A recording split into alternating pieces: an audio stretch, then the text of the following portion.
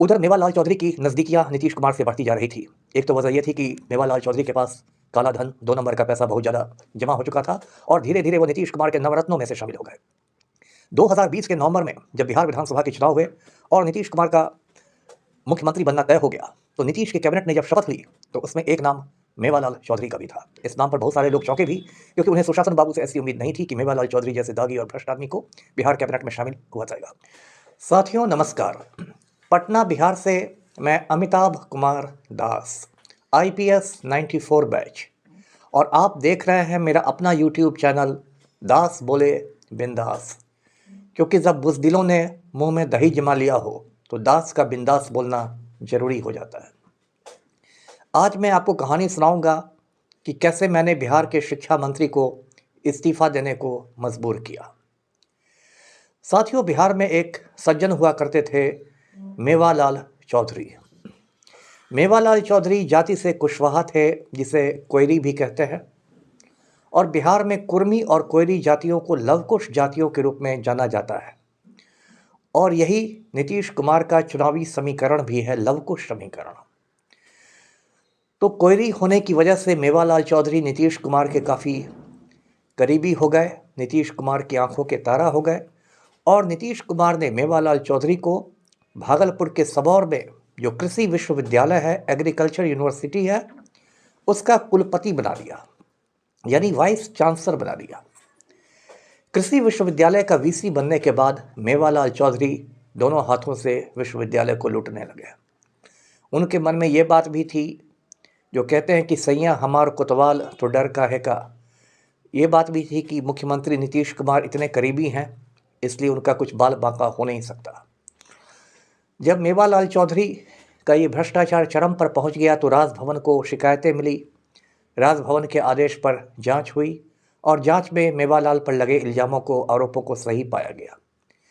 उसके बाद चांसलर के आदेश पर, यानी कि गवर्नर के आदेश पर, मेवालाल चौधरी के खिलाफ भागलपुर के एक थाने में FIR दर्ज हुआ, प्राथमिकी दर्ज हुई।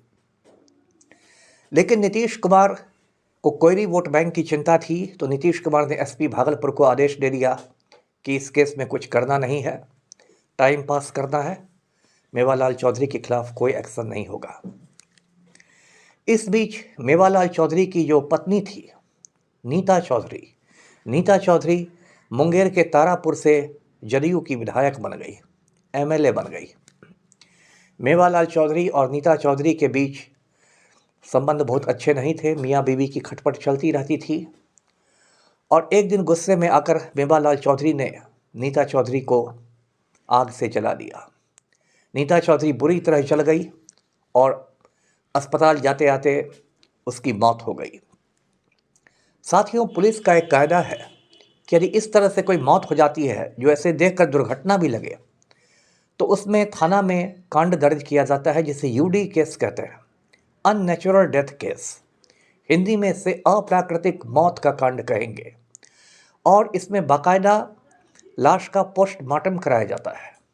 लेकिन चूंकि मेवालाल चौधरी नीतीश कुमार के बहुत करीबी थे, इसलिए स्थानीय पुलिस को हिम्मत नहीं हुई कोई UD केस करने का, नीता चौधरी की लाश का पोस्टमार्टम कराने का, कोई केस डायरी लिखने का कोई हिम्मत नहीं हुई, और मेवालाल चौधरी इस मामले से साफ बच के निकल गए।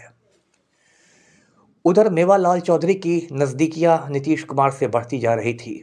एक तो वजह यह थी कि मेवालाल चौधरी के पास काला धन, 2 नंबर का पैसा बहुत ज़्यादा जमा हो चुका था और धीरे धीरे वो नीतीश कुमार के नवरत्नों में से शामिल हो गए।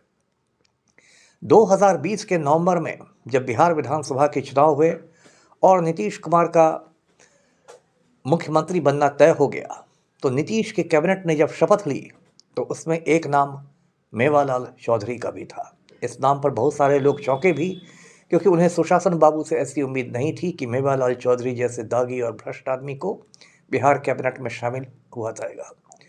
लेकिन सुशासन बाबू की एक पुरानी अदा है, वो ये कहते हैं कि कानून अपना काम करेगा, और ये कहकर पतली गली से निकल जाते हैं। तो इस बार भी नीतीश बाबू पतली गली से निकल गए। तब तक मैं अपने सूत्रों के माध्यम से मेवालाल चौधरी के खिलाफ सबूत इकट्ठा कर रहा था।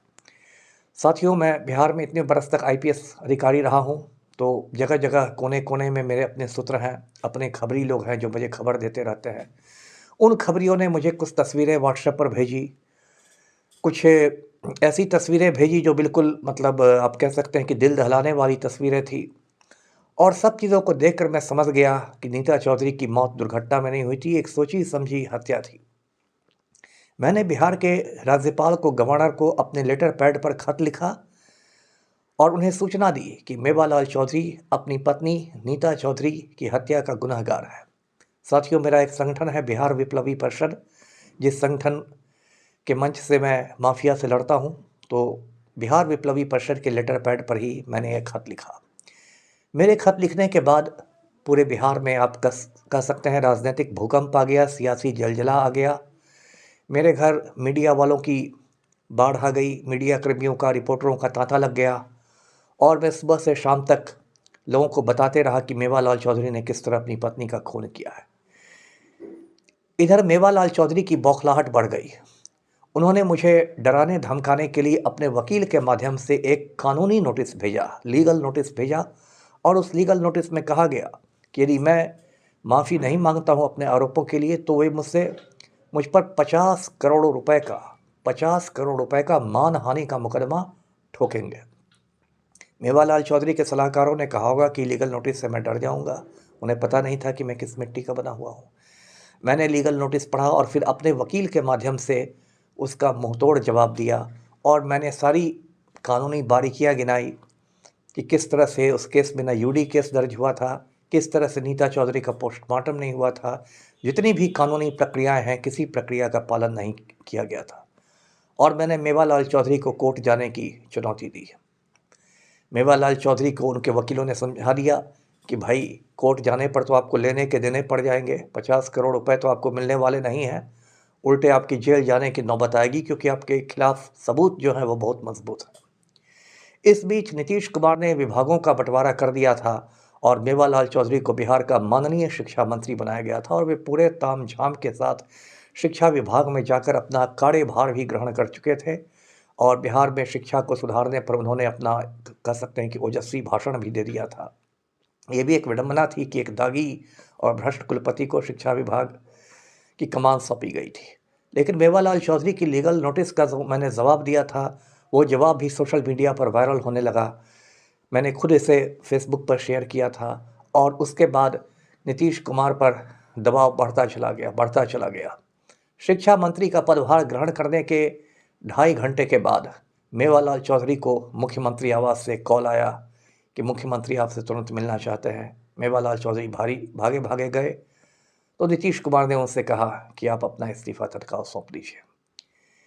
इस तरह मेवालाल चौधरी सिर्फ 2.5 घंटे के लिए बिहार के शिक्षा मंत्री रहे।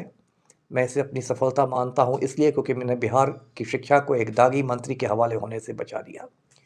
इसके कुछ महीने बाद संयोगवश मेवालाल चौधरी की मौत भी हो गई।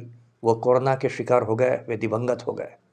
कुछ लोगों का कहना है कि कुर्सी जाने का गम वे नहीं झेल सके और इसलिए भी शायद उनकी मौत हो गई।